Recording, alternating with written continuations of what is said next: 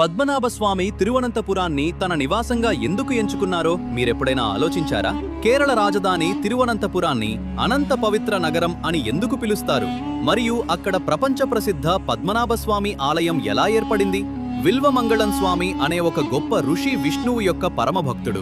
ఆయనకు దేవుడిని సాక్షాత్కారంగా చూడాలనే ఒకే ఒక లక్ష్యం ఉండేది. ఒకరోజు విష్ణువు ఒక చిన్న అల్లరి బాలుడి రూపంలో అతని ఆశ్రమంలో ప్రత్యక్షమయ్యాడు. ఆ బాలుడు ఋషితో ఆడుకుంటూ ఉండేవాడు.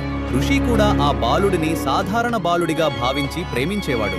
అయితే ఒకరోజు ఆ బాలుడు పూజ కోసం ఉంచిన శాలిగ్రామాన్ని తీసుకుని ఆడుకోవడం చూసి ఋషికి కోపం వచ్చింది. కోపంలో ఋషి ఆ బాలుడిని వెనుక నుండి కొంచెం నెట్టారు. ఆ క్షణమే ఆ బాలుడు అదృశ్యమయ్యాడు.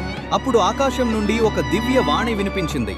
"నువ్వు నన్ను మళ్లీ చూడాలనుకుంటే అనంతకాడుకురా, అది సాక్షాత్తు విష్ణువే" అని ఋషి గ్రహించి పశ్చాత్తాపంతో దేవుణ్ణి వెతుకుతూ బయలుదేరారు. అడవులు నదులు దాటుకుంటూ ఋషి చివరకు అనంతకాడు చేరుకున్నారు. అదే నేటి తిరువనంతపురం. అక్కడ ఋషికి విష్ణువు యొక్క అద్భుతమైన అనంత శయన రూపం కనిపించింది.